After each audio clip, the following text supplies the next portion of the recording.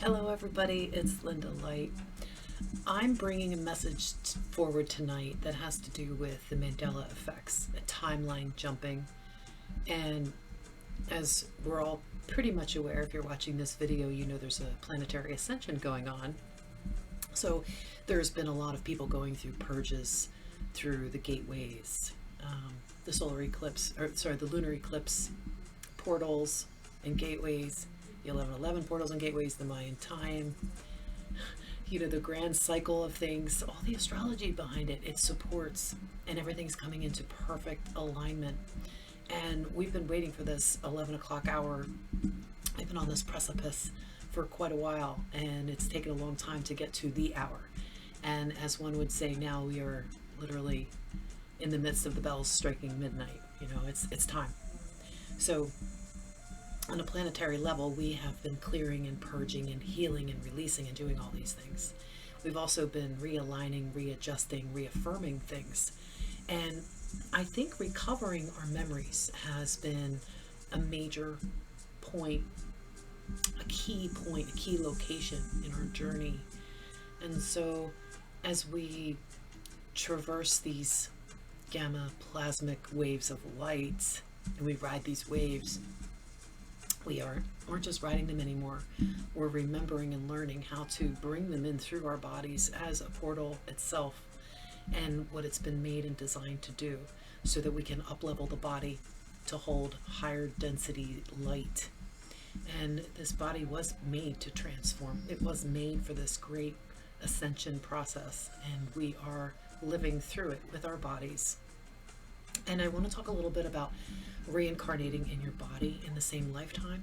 So it basically, what reincarnation implies is, you have a death and then a rebirth, but you're in another body, and most people don't remember previous lifetimes, if you want to look at it on a linear sense.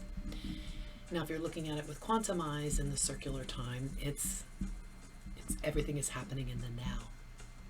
So when we look at quantum time and evolution and times of graduation and timeline jumpings, collapsing, reincarnating in your body in the same lifetime becomes necessary. It's a necessary step in this evolutionary leap, because we don't have time enough.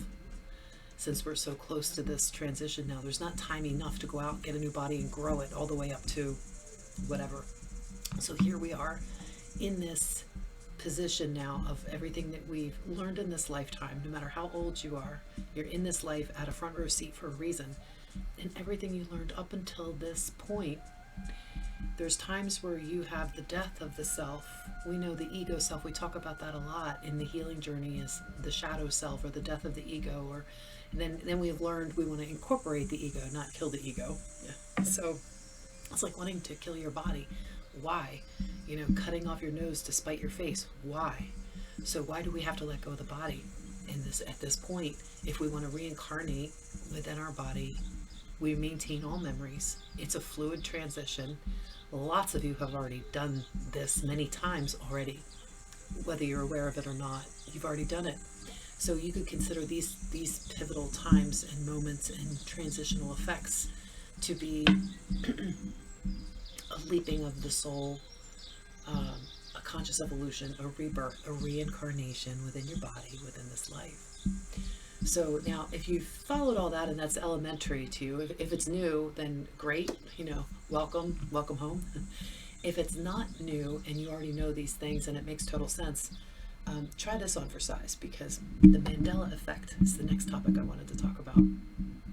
And the Mandela effect, when you research it and look it up and Google it and YouTube and all that, check wherever you want to check for videos about the Mandela effect, they'll name a lot of things that changed ever so slightly, and half the people remember one way and the other half the people seem, it's like a solid 50-50 kind of memory whenever anybody's polled on certain things. And there's research you can do to check companies, like logos, names, spellings of things. Some companies will tell you if they've changed their logo and what they used to look like Ford, for example. They'll show you online all the different logos they've had through the years and when they were changed.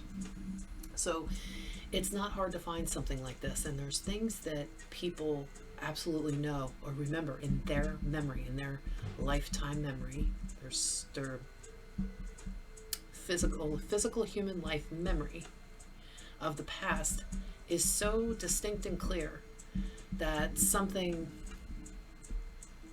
that has now changed in writing logos and there's no explanation for it just doesn't make sense.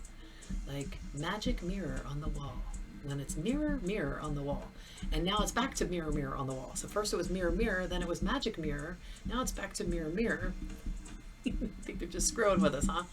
No, so the Mandela effect can also be things suddenly disappearing in your dimension, in the area that you're in. When you collapse a timeline into itself and you merge something that has been an offshoot of yours and you merge it back into your divine alignment, right? You integrate it back where it belongs. You collapse that timeline within yourself.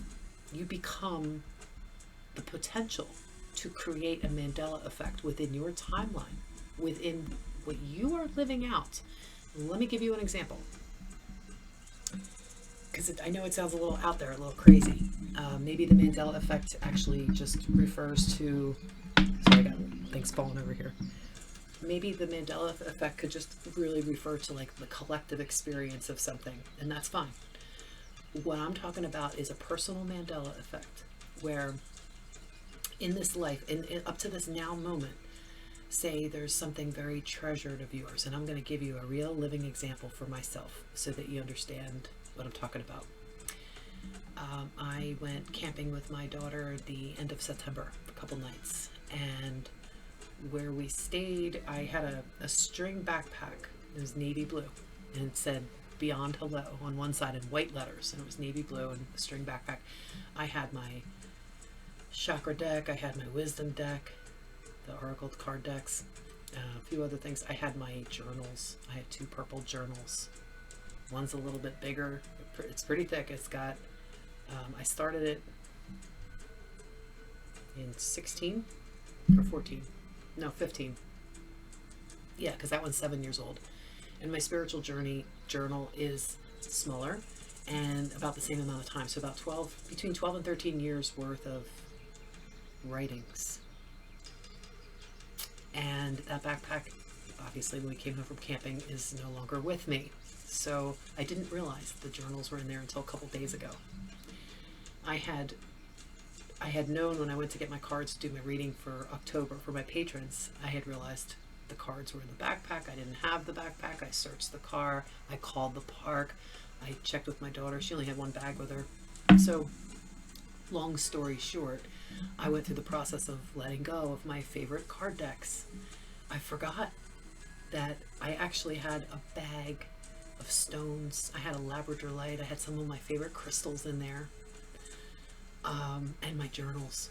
And when it came back to me after, I guess, the portal had closed and I was allowed to have this remembrance, there's a lot of remembrances of things that happened during the portals, but once I had the memory that those journals were in there and I had to let go of them, oh, it stung, but I didn't stay in the sting.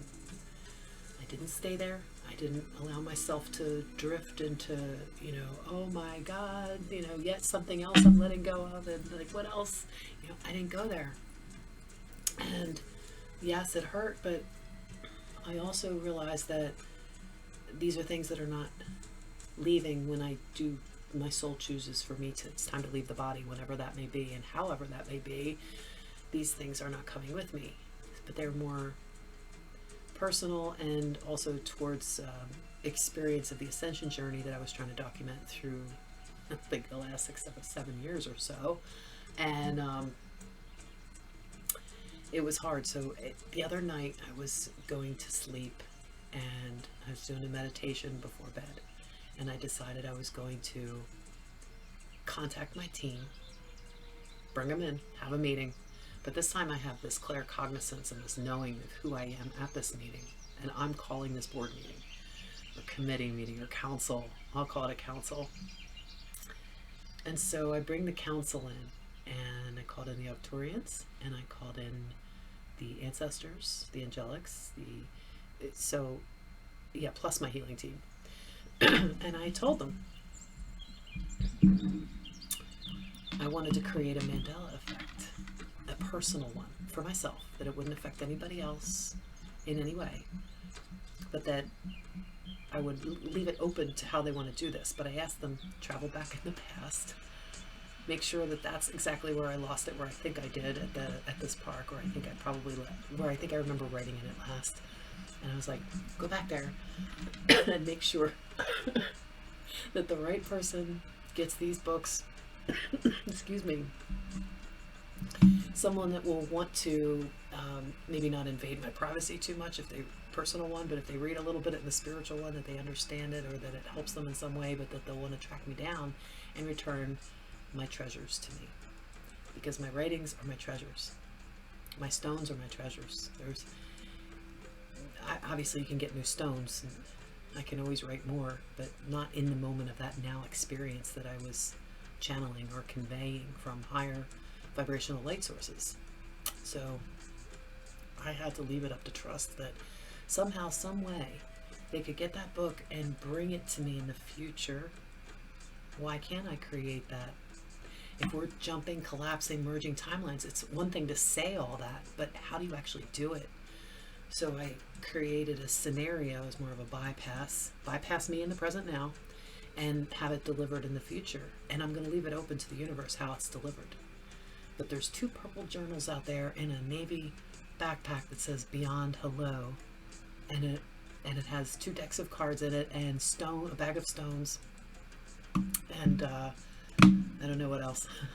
Maybe it'll come to me later. It's come to me in 3 waves now, 3 waves of memory as to what was in that backpack and what I've had to let go of, and each wave that comes has been harder and harder. So I'm trying to explain how I created a Mandela effect by commanding the team to go back to ensure that it doesn't wind up in a campfire, and that potential reality can just be squashed and smashed and stop that timeline, because I'm choosing to create and give energy to the one where it's brought back to me in the future. And whether it's a different density, and there it is, we might shift in this density here into 5th dimensional, or a higher 4th frequency, a higher 4th dimension, which we're already in there. But when you're bringing in the 5th, it has to come through this light barrier, this membrane, to make sure to filter out any negativity. So once we bust through that membrane, there's no reason why it can't be returned, right? So you guys, when you're using your creational thoughts, you're using that imagination tied and fueled with the emotional body tamed into the choice of love-based frequency, you can't go wrong.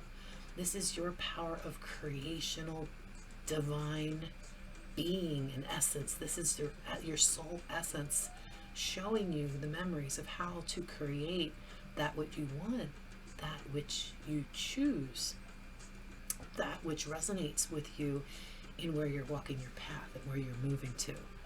So as you're moving forward and upward, and you're choosing not to spend energy in anything that is no longer good for your highest good. Your highest good is the highest good of all.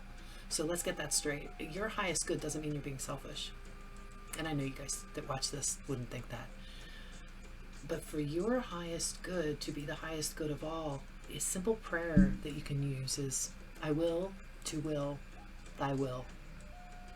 So I will to have the will of which my highest self wills to do. So I will to will thy will. I will to will thy will. And it's just a little simple prayer that you can use to keep you in right action, to keep you walking in honor, to keep you with integrity as your foundation. Excuse me.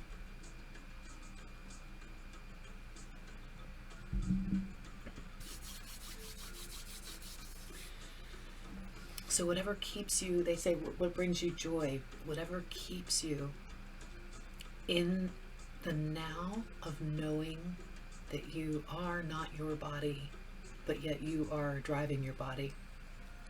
whatever imprint on your corpus callosum, which ties the two hemispheres together in the brain, whichever imprint of your highest soul level frequency that you can imprint on your corpus callosum will give you the quantum connection to your own observer.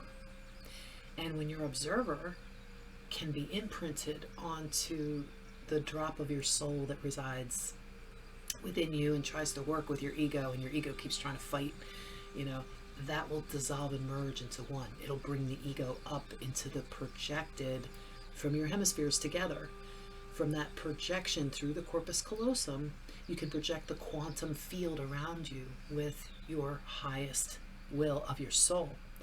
That's where it comes in to help, is your spirit, your soul, whatever you want to call it. We're going to call it a soul because that's what I call it, and it's my channel. So your soul is waiting for you to reach out telepathically, to remember how to communicate with your mind system. Your mind system is a tool. Your mind system isn't your brain. Your brain is the operational structure that's in this biological flesh suit. You're not your brain. Your mind system is controlled on the mental plane, and the communications through that, which operate to the control room or to wherever else your mind system may reach and connect to. Your mind system is under your command when you choose to take that command. Remember, when you're doing what's best for you, it's as long as you're not infringing on anybody else around you. So take your space around you, take a maybe 6 to 12 foot space around you, depending on your location and where you're at. And be mindful of those around you. Be mindful of, if you're to create something like a Mandela effect from something that is lost, be mindful to make sure the lower chakras are all empty and clear and shining bright. You want them coming from the highest intention to, when it's for your highest good of all, you want it to be the highest good of all of those around you if they were to come in contact with your field.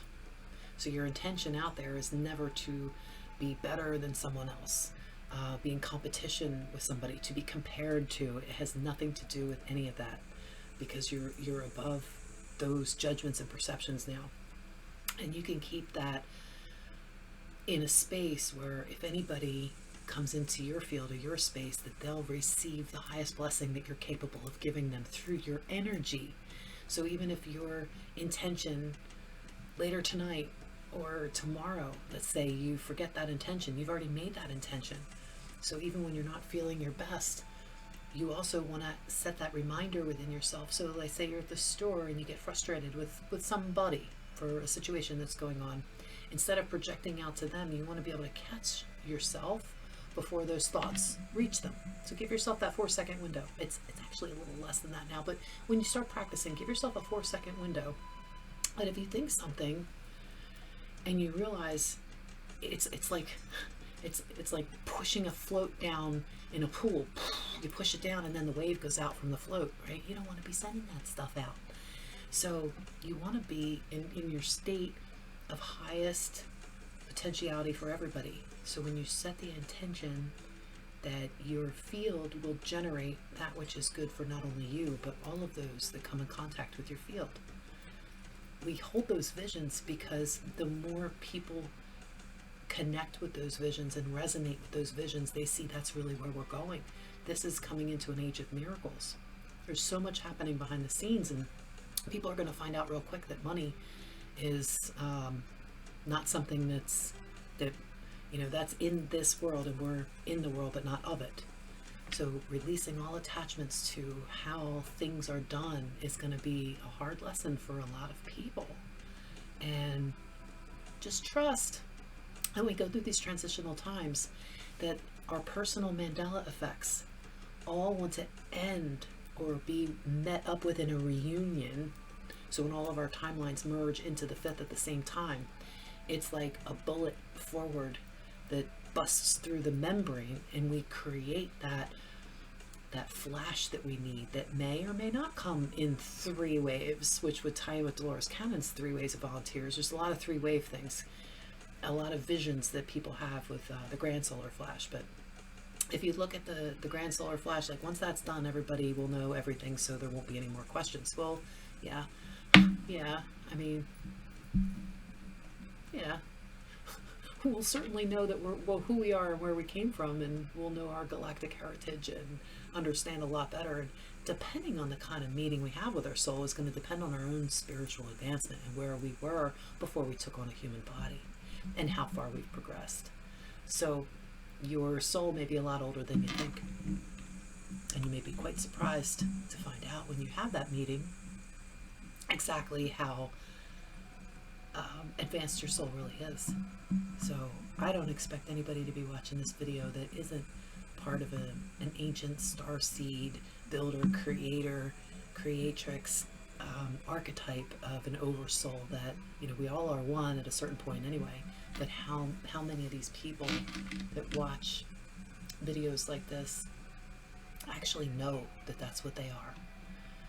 You know, there's remembrances that are going on. There's triggers and activations. As a matter of fact, I'm gonna play a little bowl for you, and I hope it comes through.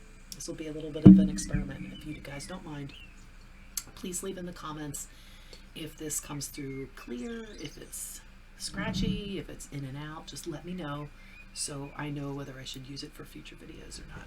Okay, so just take a minute and connect with your soul, connect with your inner self, straighten up that spine, release your stomach muscles. You want to breathe in through your nose and out through your mouth. You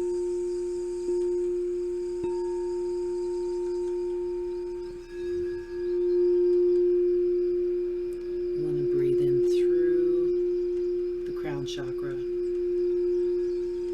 Breathe in all the white light coming in.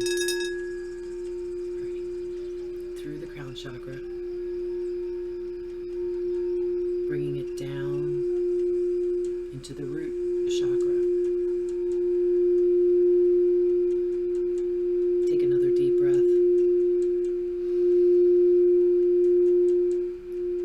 And on your out breath, send that light back up to your third eye.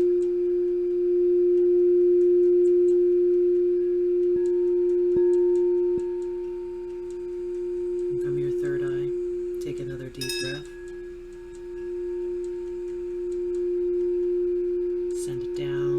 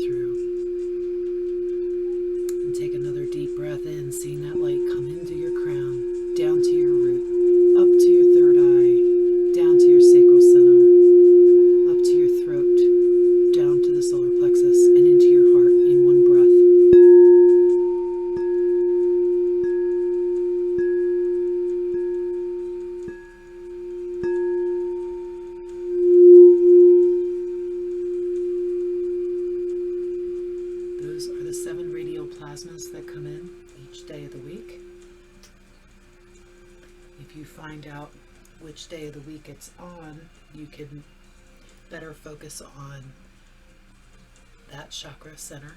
But you want to balance, come in through the head and, well, this way, down to the root, up to the third eye, down to the sacral, up to the throat. That's your spiraling down to the solar plexus, into the heart. When you get to the heart, you can take a deep breath and just see that sun inside of you activated, alive and charged and shining bright. That sun can expand from all angles of a sphere. So it's a great meditation to do before you go to bed, clearing yourself, asking your healing team to come in and work on any areas of density or any areas where you might need to release attachments to money, attachments to drama, attachments to TV, attachments to anything. Journals, oracle decks, attachments to the jewelry you've been making, anything that you feel that if you lost it, that you would be lost. Anything like that, you want to ask for help with disconnecting from that attachment before you go to sleep. And trust that while you're sleeping, you're going to get exactly what you need in the form of a healing, in the form of assistance, in the form of symbols, signs, and guidance. And you will. You absolutely will. It's been a phenomenal ride. There's been so much that we've had to let go of. There's been a lot of challenges during this last phase of purging, but you come out of it transformed. You come out of that tunnel when you start to see that light. You start coming out of that tunnel, and yes, you may be walking and it might be rocky and it might be slippery to get out, but you see the light. And you start going forward with a whole new energized sense of being. That transformation that's been taking place within every single being on this planet, every single soul being on this planet, and beings that don't have a soul, they're still transforming, but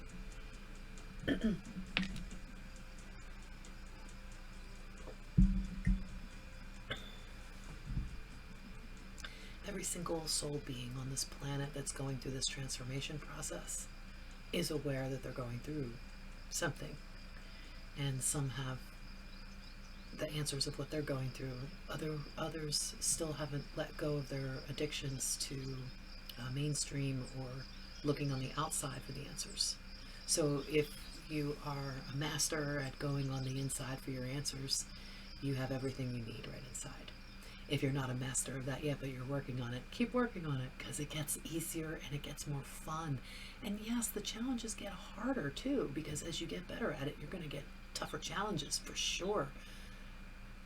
But the tougher the challenge, the better the reward, if you will. It's not about the rewards though.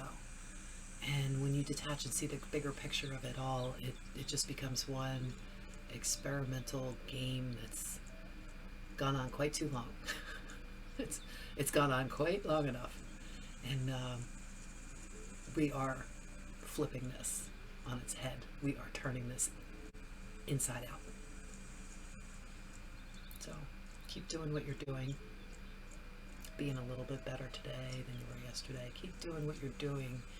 Shining your light for other people. Providing resources for people. Keep doing what you're doing by checking in on those who deserve your time and energy according to your judgment. You have ascended enough in the realm of personal sovereignty to be able to judge whether someone's worthy of your time, period. It's your time.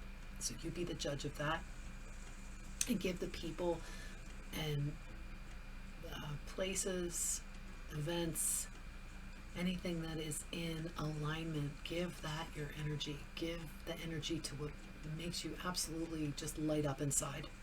If it doesn't make you light up, then you can choose to keep doing it or not. You can choose to walk away. It's okay. Everything's okay. And we're all going to be just fine. We're doing this. Let's go, let's go, let's go. I love you guys. If you're not a patron already, I invite you to come over and check my Patreon page out. I'm doing new teachings over there at the $25 level for New Earth Leadership Crew. I do readings for white lights and above at the 1111 level. And if you want a personal reading every month made just for you, plus all those benefits, plus your backstage pass is only $2 a month. If you want to get a personalized reading every month that I record for you, and every 3 months you get the option of taking that live. That's the $55 level. So you're getting a reading in a session, and a lot of times I'll do transmissions and quantum work while we're doing the reading. It all depends on what you need that month. So that's the $55 level. It's an incredible offer for people that want personalized readings. Now, I couldn't be doing this work without the support of my lovely patrons, so I just want to take a minute and thank you. I want to welcome the new members to the tribe, and I want to just say that I love you guys. I love you so much. I'm so grateful for your support. Thank you very much, and I will keep delivering you the best that I can in these very interesting times. If you have any questions too, you can always send me a message. I will get back to you as soon as I possibly can. Anyway, thank you. I love you guys, and I'll see you next time. Bye.